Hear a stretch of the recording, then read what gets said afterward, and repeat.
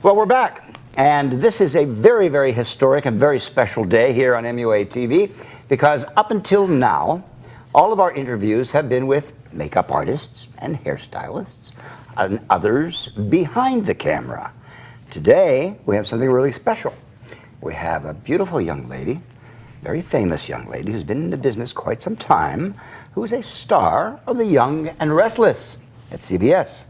Miss Judith Chapman. Judith, thank you so much Joe, for being thank here. you for having me. This is so much fun, and this space is so gorgeous. Isn't it? Thank you. Gosh, bless you all. You've got, I mean, it's all professional, three cameras Judith, and all this. This is our Hollywood satellite studio. This is brilliant. Our main studio is in Orlando, Florida, where I live. Mm-hmm. And but you know, there aren't enough people in Orlando to interview, really, as far as makeup artists, hairstylists, and celebrities. So we find ourselves coming to Los Angeles, and here we are. And well, I am so honored to be the first on-camera person with all the brilliant people that you've done over the years, and little old me. Thank you. So I'm and truly may I honored. tell you, you are absolutely stunning. Oh, thank you. Thank you. You're lovely. I work at it. I work at it. Now you go back here now. You know, I was looking at your resume, and we were talking before we get into this. You know, you mentioned something to me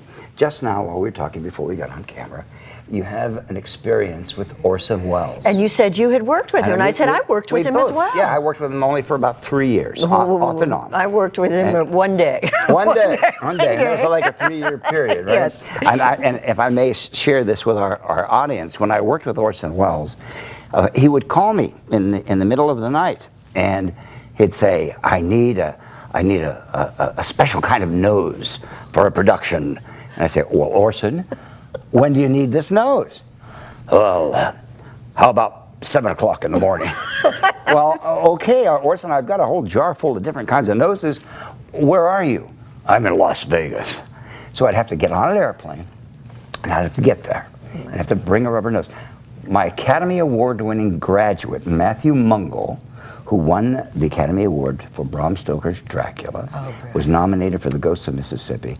He applied his very first rubber appliance, on Orson Welles, because we were doing the film Butterfly, and I couldn't stay on Pia Zadora, and I couldn't stay. So I thought, well, what a great opportunity to teach Matthew how to do this rubber nose, and to give him some real film experience with a big star. So I didn't want to tell him who the star was because I was afraid he'd be petrified. So I didn't say anything to him, and we went to Las Vegas, and the maid opens the door, you know, we come in, and she escorts us into the living room, and in walks Orson Welles. I thought Matthew was going to just faint right there, but he was a pro, and we went into his dressing room, and Orson sat down, and I applied the rubber nose. I said, now, Matthew, I'm going to show you how to do this. Did the rubber nose. I said, no, and I already spoke to Orson about it, and he said, well, I want to take it off. I want to make sure the kid knows how to do it. Absolutely. You know?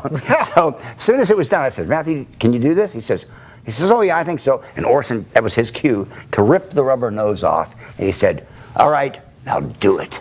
Let the kid in. And See if the kid can do it. Matthew did. He did it in 5 minutes. He was remarkable. But anyway, we share that experience with Orson Welles. Tell me about your experience. Oh, well, you know, nothing so grand as working with him for 3 years. But I did one of his Paul Masson wine commercials. Yes. But it was a Christmas special, so it was just champagne. But there were problems with the script, and there was huge cast. But I was the principal, so I got to stand next to Orson, and there was a young man in the show in the shot as well. But everybody was given this list of do's and don'ts. Do not talk to Mr. Welles. Do not get in his eyesight. Do not get. And the back of my hair and my ego, they're bristling. Everybody, we're shooting in this huge home in Brentwood. Everybody's told to go outside while the clients and the production company and the director and everybody's trying to make everybody else happy.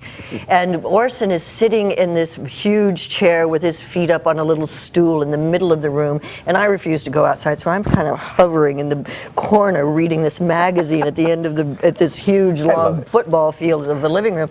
And all of a sudden I hear this booming voice and it says, "It's nice to be beautiful, isn't it?" I ignored him. He certainly wasn't looking in the mirror. He was looking at you. Yes. But anyway, this was many years ago. But then a few seconds later, another booming voice once again, and goes, "It's nice to be beautiful, isn't it?" And I said, "Yes, Mr. Wells, and it's even nicer to be told." And it was, but I think he was so tickled by my response that it became my cue to go over, and I sat on this little stool, and I was still so young then, and talking to him, and he was like, "All right, Judith, how's Hollywood treating you?" And I was like, just like bitching about all this stuff and saying all this stuff. In the back of my mind, I'm going, I'm sitting at the feet of one of the greatest film theater legends, icon of the 20th century. And so we spoke. I spent about 15 minutes with him, and then he was so powerful and magnificent. He just did this little gesture, and I knew it was my cue to leave. And I said, "Thank you very much, Mr. Wells. I'll leave you alone now." And he said, "And I'll see you on set." How wonderful. And so all these other people sat outside, terrified. They went, So as a result of being a little brazen, I had one of my greatest experience. But then what was so fabulous, and then many flash forward just to a few years ago, I ended up doing the West Coast production at the Old Globe Theater of Austin Pendleton's production called Orson's Shadow, about the meeting of Orson Welles and Sir Laurence Olivier. And Orson Welles used to tell Olivier, "Darling, it's time for you to get out of the 15th century and do something a little more contemporary." So this was an actual collaboration, and they were going to do Rhinoceros. And Orson Welles was going to direct it, and of course the other characters were Olivier's still lovely but slightly deranged Vivian Leigh, played by me, and then oh gosh, my mind escapes me, is then second wife. But it's wonderful production. And thank God there was this brilliant New York actor that they did all this padding for. But the meeting of the titans and the battle of these egos. And I had met him. Isn't that wonderful? Great. My God, those are the kind of experiences that really make your career worthwhile. Yes, it just makes it very rich. I met him originally, and we'll be getting to you, but I met him originally. I don't mind basking in his shadow. I met him originally. I did a rejuvenation makeup with lifts, and I was a guest on the John Davidson show. Do you remember that? Sure.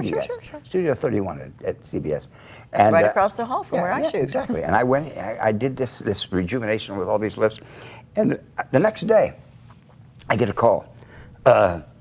This is Orson Welles, and I said, "Oh yeah, right." And I thought someone was joking. He says, "Oh no, this is Orson Welles," and he says, "I saw you yesterday." His exact words were, "I caught you yesterday on the Davidson show," and he says, "I've been shooting this film for 11 years." And the actress, we want to do retakes from a shot that we did 11 years ago. And I was wondering if you would do that rejuvenation makeup on the actress. I said, "It'll be my great pleasure. No charge whatsoever. Just bring her on over." He came over the very next day, and we did this makeup. And he disappeared. And then I kept getting calls constantly for about 3 years. Every time he'd do something, he'd come over, I'd make him up. And he'd scamper off, and do whatever it was, commercials, whatever he was doing. To go make money, so he then could go back and finance his Falstaff or his Macbeth. Right, exactly. He would take years. Right, but I was told because he didn't have any money. I was told that he was shooting this picture, and everyone's familiar with it, except I wasn't familiar with it, except I knew that I had done that one insert shot. And he'd been shooting it for 11 years in his backyard, and in his garage, and in the neighborhood. He was an amazing man. Amazing man. He just loved the craft. Yeah. Now let me ask you this. Sure. You've been a teacher also. I have taught. I've taught several things. When I decided to drop out of LA quite a few years ago, about 20 years ago, and bought my first home in Palm Springs. And I eventually, after a couple of years, had just reached a point of up to here with LA, sold my house here and decided to move to the desert full time, and said, okay, now I need to do something. So I went to the wonderful community college, the College of the Desert, and met Dr. Norman, the head of the fine arts department. I said, well, I'm so-and-so, and I've done this, and la-di-da, and if you ever want me to come and speak to any of your students. And they signed me up on the spot. I ended up Immediately. teaching there for about 5 semesters. But what happened, because I had gotten a little burned out on Hollywood, I've been working since I was 14 and working nonstop pretty much. I see the and, resume. yeah, I know. Thank you, Lord. I thought it had to be a mistake. No. As I've always considered myself, that people say, oh, you're a TV star, you're this. I said, I've always, Joe, considered myself a working actor, Yes. which for me implies longevity Yes. and diversity Yes, absolutely. of character. But so I ended up teaching there for several semesters, and what happened, it so reignited my passion for the craft, because I was really going That's what back it to the does. basics. I was Yeah. working with these young people, and not so young people. I mean, I had older students as well, but I'd always had a fascination with directing. I found I really had a gift for teaching. I could get performances out of people. Yes. I could get people comfortable in their own skin. Yes. You may create the skin for them. Yes. I help to create the emotions that get them to that Yes, point. yes. And so it just really started me on a serious road to directing. Now, have any of your students come back to you to thank you? Yes. Over the course of the years, I would have people call me and say, Judith, I worked with you a couple of years ago at COD, College of the Desert, but I'm auditioning for ACT, or I'm auditioning Right. for New York, and would you work with me on these monologues? Right. And I mean, I get goosebumps now thinking of it, that I actually was able to affect people's lives. But in you such a way. learned also from teaching. Oh, absolutely. But it's so it learned, but again, got my passion back. What do you think is the most important thing that you may have learned from that experience? To always go back to the basics. To not get so into such a lofty place, and going back to Orson Welles, what a perfect example. Yes. I mean, the films that he's done, the theater that he's done, but he was willing to work out of his garage, Yes. do a Yes, commercial yes. with me, somebody like me, That's right. so he could make a few bucks, so he could go follow his Right. passion. It's the passion. Having that child, that true. beginner's mind, and that excitement and exuberance, Yes, and not this yes. blasé, Yes. oh, well, I do this, I do that. Forget that. And when you lose that passion, so Yeah. that reignited and recharged my passion. Isn't that wonderful? Always, that Yeah. every day in this business, if you have another day in this business, Yeah. is a blessing. Yeah, absolutely. And I found that, and that's one of the reasons why I love teaching so much. And I love teaching the teachers who teach at my schools. Sure, Because I understand. I'm always learning, and even from the students, when I walk through the room and I show them, and I'm going to do this on this side, I'm going to use this brush, and now you do that on the other side, and they'll pick up another brush instead, and they'll do it another way, and I'll go, Damn! that works. Darn, are we allowed to say damn on this Yes, show? you can. No, but it's like eureka. Something always comes up. You've done a tremendous amount of television. Yes. A tremendous amount. Predominantly. Now, if you were to select the type of medium that you would like to work in all of the time, or do you prefer, obviously you prefer television. You've been in television. It's hard to say. I am far too fickle to pick one. I love doing a soap opera, but Yes. I've been on the YNR now for almost going on 4 years. Yes. But it's the first soap I'd done in almost 15. Yes. So I'd walked away from a lot of this, but I continued to do nighttime. I mean, Angela Lansbury, I did Yes. 5 episodes Yes. with her. I mean, just, recurring roles on so many things. But I like to bounce around. Yes. And then I would get a role and say, well, it's an okay script, but it's a great location. Let's go to Peru. Time to get out of Let's town. go to Peru for a couple of months. And, working with this young actress named Sandra Bullock. Oh yeah, she'll do something. And so so I love being, because people, especially on soap operas, they become so set in their ways and Yes. become so comfortable Yes. because of the security. But that was never my way. After a few years on a soap, it was like, oh, okay, I'm bored. Let's go do Yes, something yes. else. But always going back to theater. Right. I worked General Hospital for an awful Sure. long That's time. where your wonderful With- teacher, with- Kelsey Fry. Yes, exactly. We met on General Hospital many years ago. Right. And I found I couldn't believe how able the actors were to do this day after day after day. And I was thinking to myself, oh my God, how dedicated they must be to this.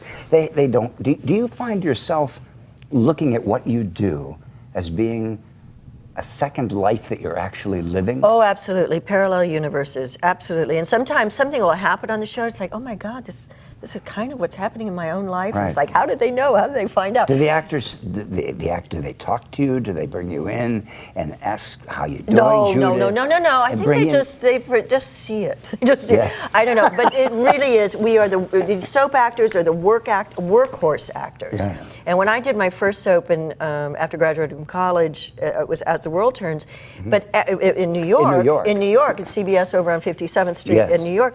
But half of the actors that I worked with were all doing Broadway at night. So we have such a theater background, Yes. and it really is. Well, you have 3 cameras here, Yes. but it's the closest thing to proscenium theater we have. You have a script; it just never ends. Yes. But the volume, sheer volume. Isn't that wonderful? I worked That's 2 a days. dream. I did 3 shows in 2 days. This past week, I had over 60 pages of dialogue. My God. So it's you go home and do your homework. That's where the theater experience comes in, because when you're doing live theater, you've got to memorize everything. It's not like motion pictures where you're starting and you're stopping, you're starting and you're stopping. Take 2, take 20. Exactly. Doesn't exist. You know. Especially in soaps because they go so fast. Right. It's instant acting, I sometimes call it. Now tell me this: what do you dislike about working in daytime drama? What do I dislike? Well, it's at this point in my life, it's great to be back on a soap because I pretty much know when I'm going to work in the morning. I know when I'm going to be finished. I pretty much know what my schedule is. What do I dislike? Sometimes because you just have to be so ready with what they're going to throw at you. You want me to play what now? You want me to do what? But it's the closest thing again. So it's a blessing and a curse because it's the closest thing to being in a repertory theater company. Because one night you may be playing Desdemona, another night you're doing Ophelia, another time you're doing drunken something, Maggie or Maggie the cat or Virginia Woolf. So the speed, I would say, is probably we grind it out. Do they give you enough 5 days time? a week? Do you feel they don't give you enough time? No, I mean, it's not that they don't. It's just the medium does not allow it. Shooting a 70-page script, 5 days a week, 52 weeks a year. We don't go on a hiatus. So I have to compare it to being on a soap, being on a roller coaster. Your storyline will be very heavy, very heavy, and then it will wane, and somebody else's storyline, but maybe you'll be from 5 days a week to 1 or 2 days a week. So you get mini vacations. But just the fact that you have to go home and do your homework. If you're going to make it look. You're in control, aren't you? You are in control. In film, the director is more or less in control. Well, you have the luxury of time in film. Yes. Even nighttime television, you have more of a luxury of time. Yes. On daytime, we don't have the luxury of time. You've got to be there, ready to know your 20, 30 pages of dialogue, if that's what you've got, at 7 o'clock in the morning. That is amazing. And then do it the next day, and the next day, and the next day, and the next day. I can't fathom learning that much. I have worked with so many film actors in the various soaps. I've done quite a few over the years, and film actors will come on and just get rattled. They're just like, I can't do this. I cannot do this. How do you do this? How do you memorize it? It's like theater. It's like theater, and they're used to doing maybe 1, maybe 3 pages a day, and it's like, no, we're doing 70 pages today. Yes. And so it's very unnerving for a lot of film actors. Are you ever fearful of how the storyline will turn? Yes, that's what I'm saying. That's what I don't like. It's like, you want me to do what now?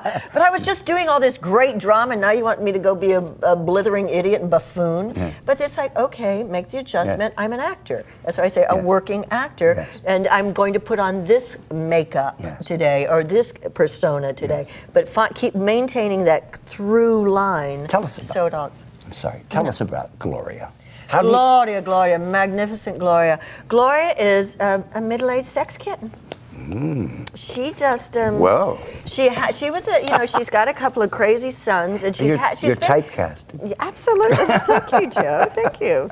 You're much too young to be playing that part. No, but she came from the wrong side of the tracks, and she had as I said, a son. When I say, I had you when I was 15, darling. It ain't changed. That story's not changed. I have 2 sons. They're both brilliant, but we're kind of the grifters. Yes. So Gloria's kind of gotten an edge over the years, and now she's kind of knows how to marry him rich and marry him and bury him. So you're conniving. A bit of a conniver, but she's very sweet. She's got a heart of gold. Yes, but don't mess with her. Who laughed out there? That's the Who laughed? producer. That was the producer. Somebody must be watching the show. But she's a go-getter. She wants power. She said, all right, let's put it this way. I've been on the show for 4 years and another couple of months. Yes. I've been married 5 times. Oh my God. And they've all died. Well, that's where the sex kitten part comes in. Those men, she knows how to keep them happy. She also, 3 of my husbands I've gotten through a little vial of powder called Viagra. Are we boring? We've lost our audience. So by the way, that's Simon, by the way. That's Simon. That's our producer's, Kelsey Fry's dog. Yes, Simon's my boyfriend. Let me ask you this. Have you, when you worked, you say, with Angela Lansbury and with so many of the old timers? Bill Bixby and Michael Landon and so many wonderful people. If you could pinpoint any one thing that you've learned from working with the old timers, the veterans in the industry, what would you say that would be? Just their sheer professionalism. I mean, digress a bit, but whenever I direct and produce a show or a stage show, I say, okay, kids or cast, yes. I want you to know 2 things about me. My father's a retired Air Force general, and I was raised by nuns. Now let's go to work. Oh my God. So I have been brought up with this, and because I started working when I was 14, and I had a sister, my older sister, who got me into the business, I would say, I don't want to go do that commercial this afternoon. I want to go play with my friends at the teen club. If you don't do this job, you'll never work in the business again. I'm 14, Patty. This is my older sister, who was a big star in Spain for many years.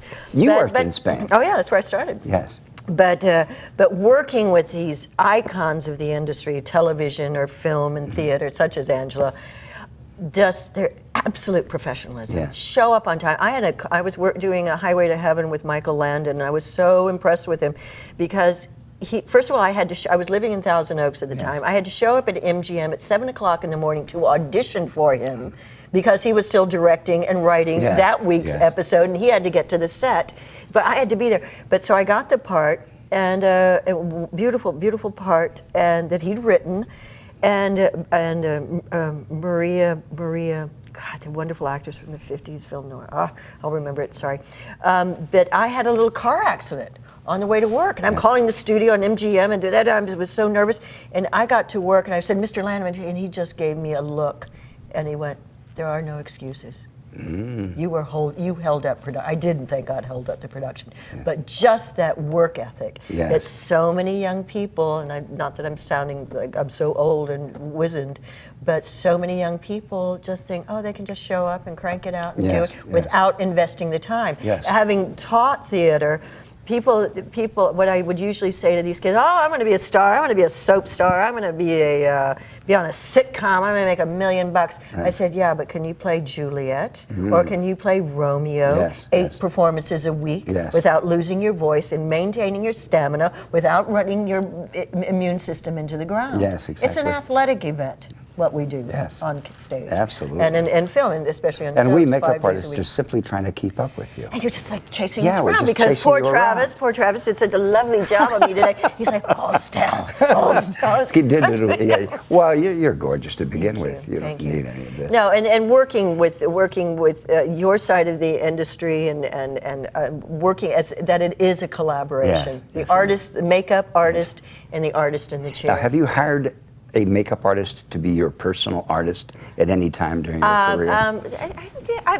Yes, Miss Kelsey Fry over there, your producer. We've known each other for over 20 years, and lots of still photo shoots. Thank you, Kelsey. I knew that I couldn't remember the name of it. Photo shoots and a lot of stills over the years. We've done brilliant stuff, and I've got it on video of her saying again, "Hold still," and I'm like fidgeting. Now you have to provide us with a few photos. Yes, I would love to. I would love to. I would love to. I would love to provide you with. Hopefully, I can find it when I go back to my home in Palm Springs. The MacGyver that I did. Yes. Which had this wonderful prosthetics and aging thing that I just a little bit of aging.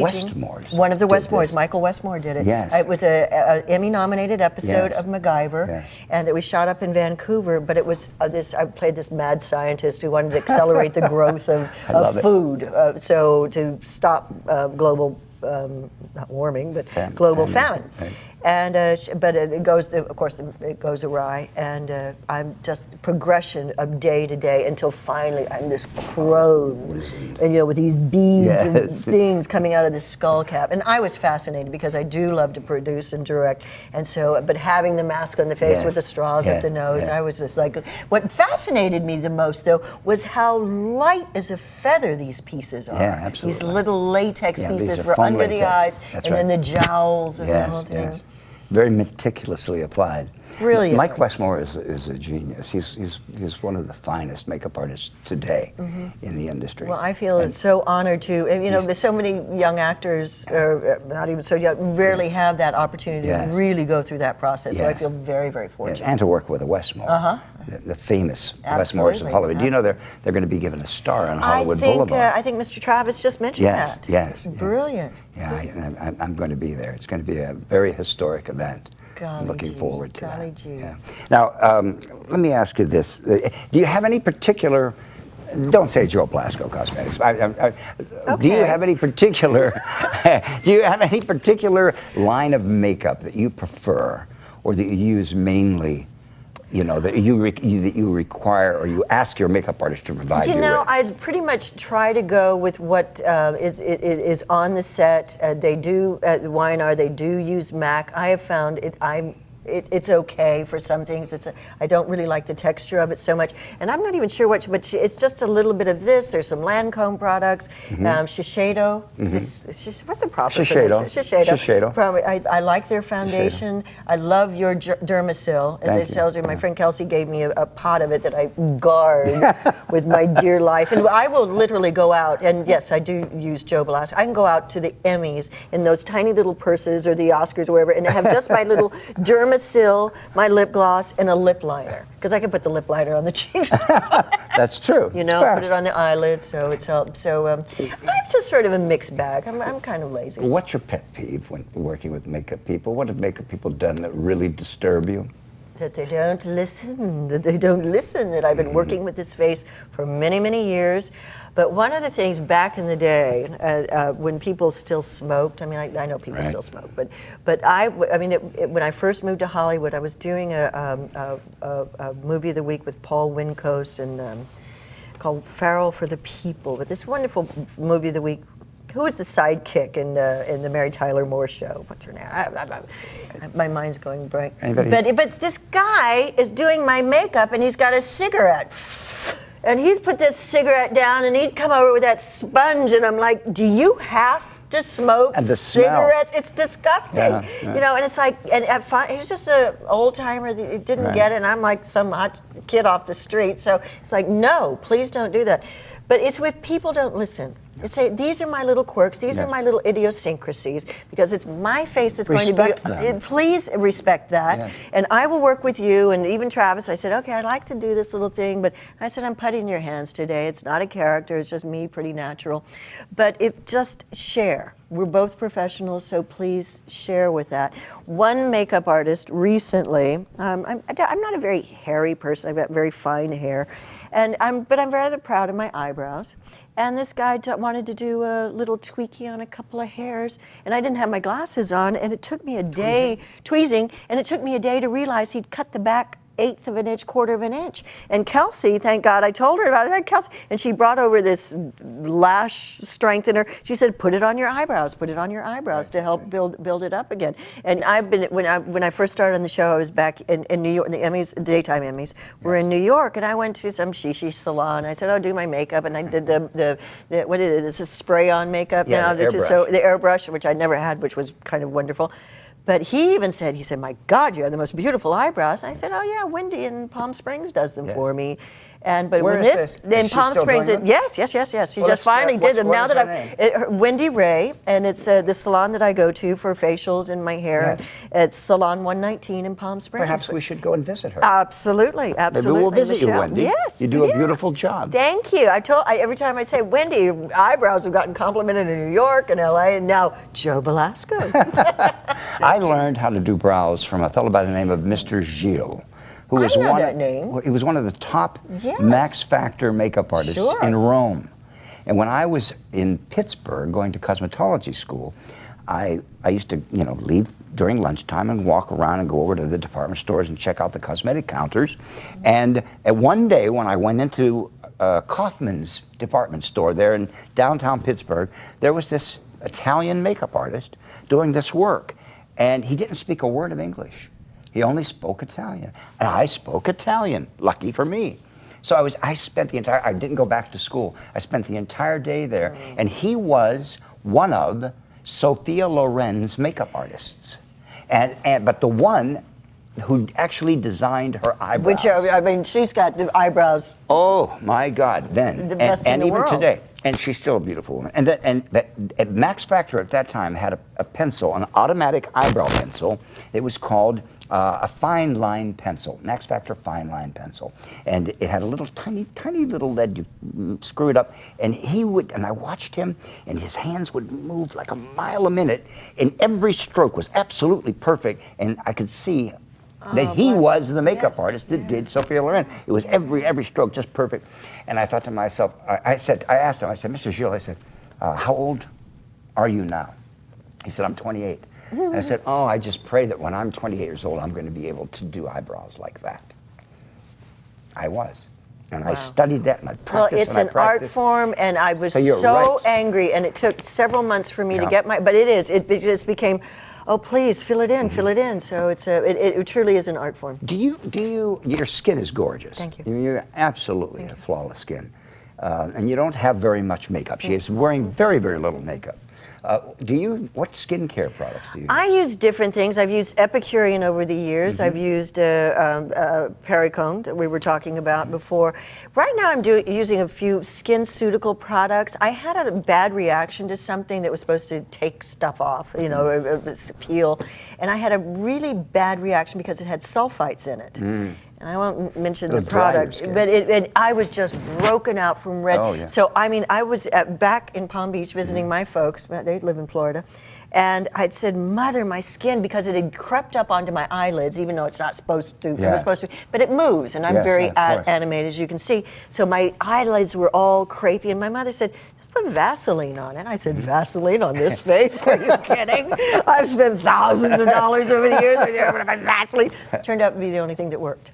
I put pure, plain old Vaseline. It's mineral oil. Now, exactly. Yeah. And you think mineral oil, we're all horrified by mineral oil. But SkinCeuticals has this heavy-duty skin balm. It's actually for the body. But I've been using that as my face has gotten more mature, so I'm using more heavier stuff. Yeah, but the mineral oil thing about mineral oil being so bad for you. See, this is just no. It's a marketing tool. It's a negative marketing tool to pull people away from using specific products. There's nothing wrong with mineral oil. We've been basking and dipping our babies in it for the past 100 years. I don't think that it hurt any of the babies.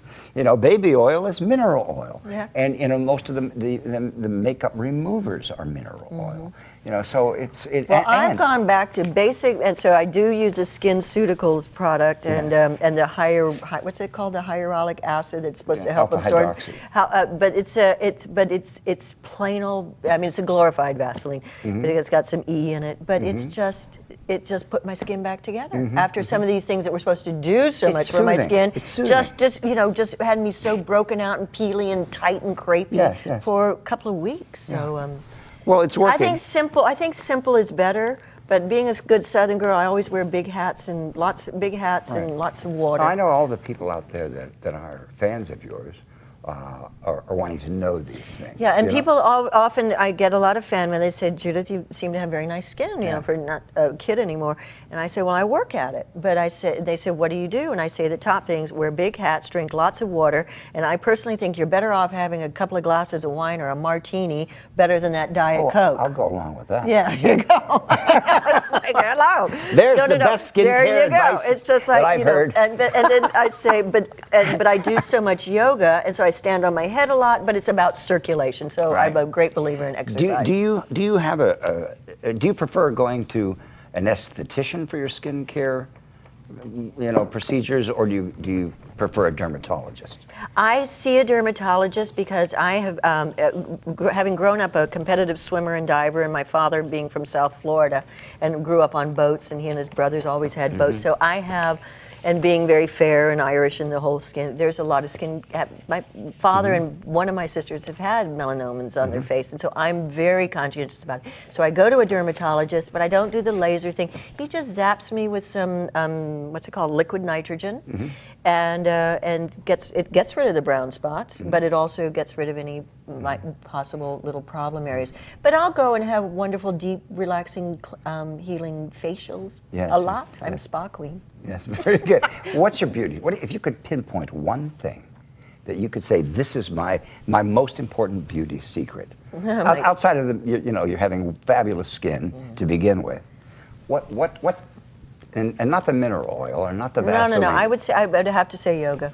Yoga. In a weird way, because I said if people would just learn how to breathe properly, how to breathe deeply and fully, not just from here, but all the way down. They would oxygenate the cells, they would oxygenate their muscles, they would improve their circulation, they would improve their heart rate, they would improve their blood pressure. But standing on their head, whether you do a passive yoga or a more active, challenging yoga, which is what I do 90% of the time, but it just stimulates, it's not going to kill your joints, it's not going to hurt your knees if it's done improperly, and I blame that on the teacher. But I would say yoga, because even bending forward and just doing an inversion, just touching your toes, letting the blood rush to your head, you're strengthening the vessels in your head, first of all, so you're reducing the possibility of stroke, dementia, because you're strengthening the blood vessels, but it's circulation to the face. I mean, how often do we go and get slapped around? I'm going to have to start standing. Stand on your head, Joe. Stand on your head, just bend over. You're very knowledgeable of all of this. Well, I work at it. I work at it. Now, do you do the yoga at home? I do. I do have a pretty good home practice. I'm pretty disciplined about that. But I taught yoga for several years as well. So I have a lot of background. But I know I have a wonderful studio here in town where I go. And if I'm not at the studio, I was there before. I was there at 10 o'clock this morning before I came to see you. So this was my 5th yoga class this week. Amazing. So I'm pretty serious about it. How do you find the time? Well, I have no life here. I work and I work out. I go to the studio, and as I said, James, my other half, we live in the desert, so my puppy dogs are in the desert. So I have a very pretty, and when you have to learn 20 or 30 pages of dialogue, it's like you don't have much life. So. Let's get back to the daytime drama questions. How knowledgeable are you of the lighting and that they're using, and are you happy with the way they light you? 70% of the time. Sometimes it's just not going to be that flattering, and we are in HD now. So but they on this particular show, they really do make an effort. And so Ray and Bill are wonderful lighting designers, and they really do come out. They do take the time here, and they may not take the time for rehearsal, but they will take the time to make that show look pretty. So, but yes, I'm very. When I was 14 and got into show business or commercials in my first film, a spaghetti western, as a result of my older sister. But she gave me very wise advice at that ripe old age of 14. She said, Judy, I'm Judy, of course, it's nice to be friends with the director, but really make friends with your lighting man. That's right. I went, aha! Lighting. So heck with the director, the lighting man. And the cameraman. And the cameraman. So do they use an OB lamp, a small lamp above the camera? Not very infrequently, no. So it's all overhead. It's all overhead. It's very, very infrequent. I remember, I'm from the day whenever they painted all the walls black in all the daytime dramas that I worked. Really? They painted the walls black. Why? Because there were so many boom shadows everywhere. So they wanted, there was no wallpaper, there was nothing. Oh, that's funny. No. They are very conscientious about stopping takes. So now, what do you think of the new HD? How do you feel about it? What changes have they made in your makeup? Actually, it's because my character, again, a little brassy, and so I go a lot heavier, and I've noticed in the past few months, making the transition to HD, or not a transition, immediately into HD, I haven't liked my makeup so much, so I've said, let's tone it down. Yes. and maybe instead of the quite so hard a line, Yes. but smoke it out. Yes. And I've really cut back on my eyeliner Yes. makeup. Because it all shows up. It's just hard. It makes you look, which actually Right. makes you look older. Yeah. And the older cameras, it was kind of fuzzy and needed Right. more to You could be pull the pumped contours, up. Absolutely. yeah. But with this new HD, I find that even for Gloria, Right. crazy, flashy Gloria, Right. wears lots of color and lots of wild clothes. You have the biggest eyes. I know. They are so gorgeous. Thank you. To what extent do you use those eyes? Oh, what do you think? You know, Think a little bit? she just goes Yeah, for think it a on little camera. bit. Once upon a time, when I was on General Hospital, I worked with a wonderful old guy, Jay played Nero in one of those wonderful Roman films, but he was a great friend of Betty Davis's, and he used to say, he said, Judith, you were and I became referred to as the Betty Davis of daytime, and he said, I've told Betty Davis all about Absolutely. you, and she watches you now, so because she's watching me on this show. So I ended up writing her a letter, and I said, dear Miss Davis, I've been obviously a fan of yours for my entire life, but people say that we're so much alike, and they're calling me the Betty Davis of daytime. I said, I don't really think we look that much alike. It's just about big eyes and lots of attitude. So, big eyes and lots of attitude. As far as the, oh goodness, I haven't been watching too much daytime television. Well, you're a lately. busy man. You got your thing honestly, going I have here. to admit, I haven't been. But what I have seen, and we at the studio in Orlando, we have several TV. Monitors. One is for ABC, CBS, Sure. NBC, Fox, blah blah. I've noticed that most of the daytime dramas are very dark. They seem to be lit very dark for some reason. Why is that? Is there any? Well, I really is that don't- ever discussed in production meetings? I or? see that once in a while on our show, but I think it's more set-driven than intentional, than a conscious decision. I'm really not smart enough to say about that, Joe, but I do know that one of the shows back east, speaking of lighting, Guiding Light, has now moved out of their set. It's a CBS show as well, I believe, and are shooting in some house in Brooklyn. They've taken over some house. It's all handheld with maybe a spotlight on Isn't that top. amazing? It is the most unflattering. Yes, I said I I would know. have I know. to leave the show or just never watch it again See, what we're because doing- it is so bloody unflattering. I agree with you. But as far as the darkness, I think they're just maybe trying to compensate It's for the some of this moody. HD and make it a little more moodier instead of just Right, this right, right. broad stroke flat line. What about the sex? I have a sex scene tomorrow, There's as a so matter much of fact. sex on it. Isn't I it said, great? as one of the production. As a matter of fact, She's preparing. She's preparing. I have great men, and I'm involved with now. As I said, I've been married 5 times on the show, but I'm married now to Ted Shackelford from Knots Landing Days. He's on the show. Actually, I've been married to him 3 times. I killed his twin brother. He came back, and I married him again as his twin brother. And also Michael Gross from Family Ties. Yes. Played Michael J. Fox's father. He's on the show. So he's the father, it turns out, of my older TV son. So Ted and I are going to be rolling in the hay tomorrow. It's like, it's only in daytime do you get middle-aged Now, sex. you seem to be having a tremendous I amount am, of fun. come on. I mean, she's exuding. I know. She's exuding the enthusiasm and the fun No, you and said the passion. sex. You the said sex. passion. I'm like, Well, of sex. course.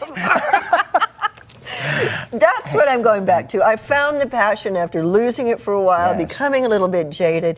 Every day is a treasure, even if it's like, you want me to do what? Let me ask you this. You said you lost it for a while. Yeah. Well, in what way? I mean, how do you lose it? I just think, Don't blame it on the city. No. When I was in my 20s and after I graduated from college and went to New York and worked in New York for several years and joined the Actors Studio and I did all Yes. this. But I made a silent prayer to myself, or I moved to LA. And the very first job I did was with Barnaby Jones, with bless his old heart, but these guys, and I'm taking all the work very seriously, and these old character actors are sitting on the set, and they say, "Oh, shut up, kid, just take the check and walk, get to the bank and the hell with all the rest of it." And I said, No way. "Dear Lord, if I ever have that attitude, please let me have the good sense to walk away. Yes. Just let me, if it's not fun anymore, let me Yes. go be a nurse or let me do something else." Yes. And it stopped being fun. And I was reaching an age where women weren't getting the parts. You know, Yes. that really is that stereotype. So I dropped out and went to the desert. But I do. I cherish every day. Yes. It is so darn much fun. Yes. It is such a great family, and why not? You know, this is fun stuff. You live it, and they are very, if I may say so, very lucky to have you. Thank you. Well, it's when I came back to daytime, and because I was getting a little tired of the desert, and I said to James, I said, if I get a series in Vancouver, I'm going. I'm burned out in the desert. I'm doing theater. I'm traveling the old globe. I'm doing my one-woman show. I'm doing an occasional film here and there, 28 days. My second film with Sandra Bullock. Yes. And the sweetest thing I did with Cameron Diaz, and all this stuff. But Yes. I said, I need something. And this opportunity to come back to daytime came up, and I went, that's it. Yes. And I had to audition, and I went to the first audition, and I went, called James, called my agent, I went, this is it. I'm getting it. Not going any further. That's done. Had 3 auditions, and that was nearly 4 years ago. Yeah, sweetheart, we have to break just for a second. absolutely. You're so wonderful. Thank you. This information is so incredible. Oh, I hope it helps it's somebody so, out there, it's- some yeah, of they, your- no, some this of your is young this is people. so helpful to the makeup artists, the student makeup artists, and to professional makeup artists to really hear this. Oh, from great. an actor. We're going to be right back right after these words. Don't you go away.